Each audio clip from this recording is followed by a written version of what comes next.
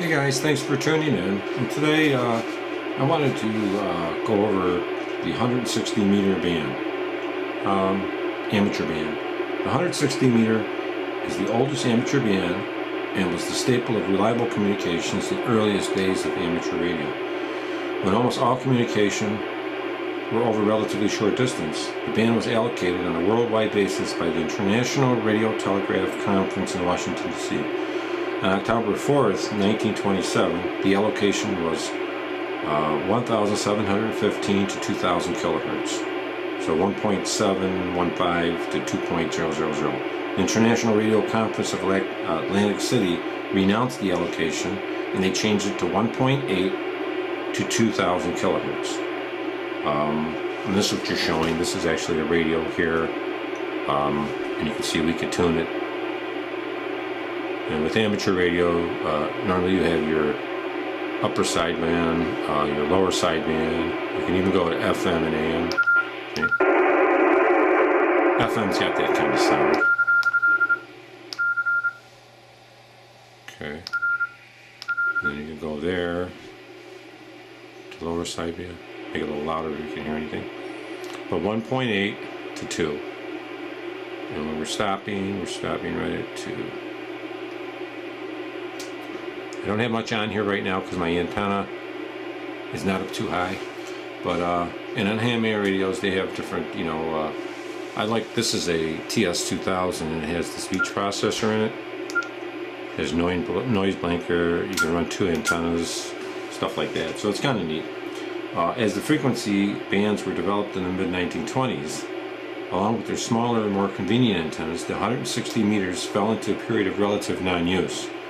While there has always been activity on the band, fewer and fewer hams are willing or able to, due to lack of sufficient real estate, to put up antennas necessary to take advantage of the band's unique properties. For most amateurs, the HF bands are much easier to use, and HF antennas need a lot less real estate. After World War II, a 160 meter band was apparently not coming back. A large part of the U.S. 160 meter band was allocated on a primary basis to LORAN radio navigation systems. Many older hams recall with no fondness the ear-shattering buzzsaw racket of high-power LORAN stations that began in 1942. Until LORAN-A was phased out in North America on December 31st, 1980, most of the world, by 1985, LORAN was still operating in China and in Japan in 1995. The effective 160 meter operation is very challenging, as the full-sized antennas on the order of a quarter wavelength or more are difficult to erect for many amateurs with limited space. A lot of times you'll use just a piece of wire, between trees and stuff. Nevertheless, many radio amateurs successfully communicate over long distances with relatively small antennas. 160 meters is populated by mainly highly dedicated experimenters, as it is proving ground for ingenuity in antenna design and operation technique. Basically, propagation is limited to local contacts during the day. Long distance contacts are possible at night, especially around sunrise and sunset, and during periods of sunspot activity. Much about ionic sphere and propagation in 160 meters is still not completely understood. The phenomenon such as chordal hop propagation are frequently observed, as well as other unexplained long-distance propagation mechanisms.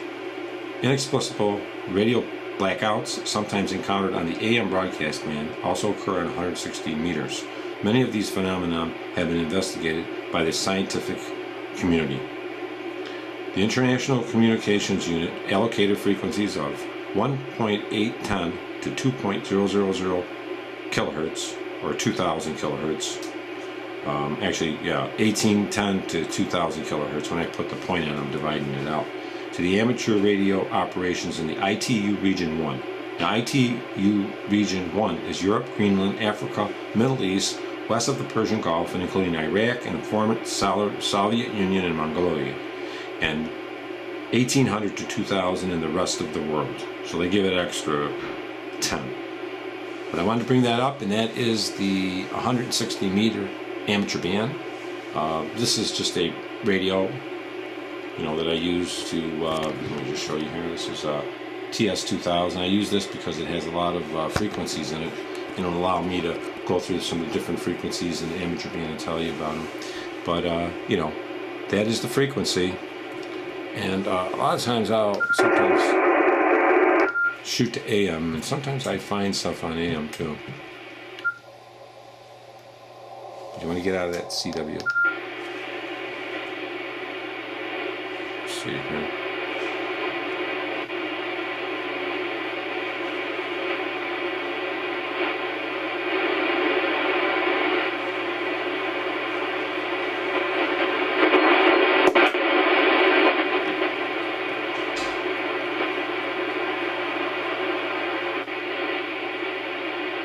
But thanks a lot for tuning in, and I hope this was a little bit beneficial. That's the 160 meter band. Like I say, it goes from the 1800 to 2000 kilohertz, or 1.8 to 2 megahertz. Thank you. Have a nice day.